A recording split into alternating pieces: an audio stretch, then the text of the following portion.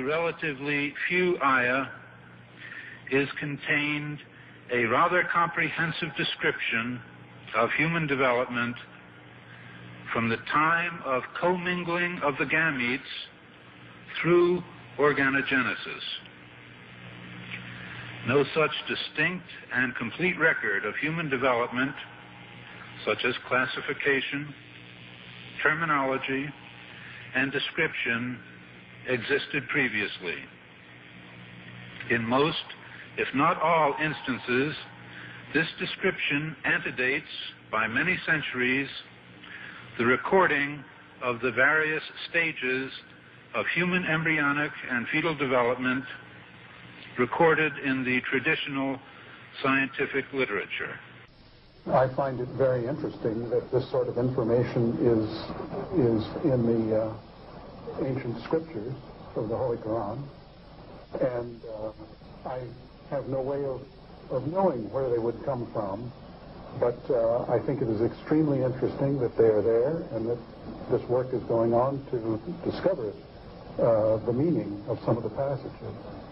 Then you have flatly denied to be just, from a man or a human source. From who then do you think the original or the source of such information? Well, I would think it must be the divine being. In substance, the Quran describes not only the development of external form, but emphasizes also the internal stages, the stages inside the embryo of its creation and development, emphasizing major events recognized by contemporary science. Thank you for your attention. As a scientist, I can only deal with things which I can specifically see. I can understand embryology and developmental biology. I can understand the words that are translated to me from the Quran. As I gave the example before, if I were to transpose myself into that era, knowing what I do today and describing things, I could not describe the things which were described. I see no reason, I see no evidence for the fact to refute the concept that this individual, Muhammad, had to be developing this information from someplace. So I see nothing here in conflict with the concept that divine intervention was involved in what he was able to write. Actually, I'm very much impressed by finding true astronomical facts in Quran. And for us, we modern astronomers have been studying very small fields of the universe. We concentrated our efforts for understanding of very small parts, because by using telescope we can see only a very few parts of the sky without thinking whole the universe. So by reading Quran and by answering to your questions, I think I can find my future way for investigation of the universe. Well, thinking of many of these questions and thinking where Muhammad came from, he was after all a Bedouin. I think it is almost impossible that he could have known about things like the common origin of the universe, because scientists have only found out within the last few years it's very complicated and advanced technological methods.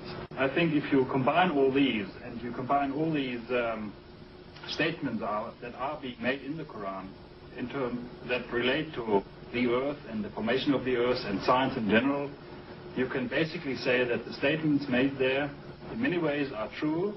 They can now be confirmed by scientific methods, and in a way you can say that the Quran is a simple science textbook for the simple man, and that many of the statements made in there at that time could not be proven, but that modern scientific methods are now in a position to prove what Muhammad said 1400 years ago. It has been a great pleasure for me to help clarify statements in the Quran about human development. It is clear to me that these statements must have come to Muhammad from God or Allah, because almost all of this knowledge was not discovered until many centuries later. This proves to me that Muhammad must have been a messenger of God or Allah. Because the staging of human embryos is complex, owing to the continuous process of change during development, it is proposed that a new system of classification could be developed using the terms mentioned in the Quran and Sunnah. The proposed system is simple, comprehensive, and conforms with present embryological knowledge. Intensive studies of the Quran and Hadith in the last 4 years have revealed a system for classifying human embryos that is amazing, since it was recorded in the 7th century A.D. As far as it is known from the history of embryology, little was known about the staging and classification of human embryos until the 20th century. For this reason, the descriptions of the human embryo in the Quran cannot be based on scientific knowledge in the 7th century. The only reasonable conclusion is that these descriptions were revealed to Muhammad from God. He could not have known such details because he was an illiterate man with absolutely no scientific. The way it was explained to me is that Muhammad was a very ordinary man. He couldn't have read, didn't know to write. In fact, he was illiterate. And we're talking about 1,200 years ago. You have someone, an illiterate person, making profound pronouncements and statements that are amazingly accurate of a scientific nature. And I personally can't see how this could be a mere chance. There are too many accuracies. And like Dr. Moore, I have no difficulty in my mind reconciling that this is a divine inspiration or revelation which led him to these statements. So that the two hadiths that have been noted furnish us with a specific timetable for the main embryological development before 40 days. Again, the point has been made, I think, repeatedly by the speakers this morning. These hadiths could not have been obtained on the basis of the scientific knowledge that was available at the time of their writing, and hence could support the hadiths reflecting the knowledge of God. Thank you very much. It follows, I think, that not only is there no conflict between genetics and religion, but in fact, religion that guides science by adding revelation to some of the traditional scientific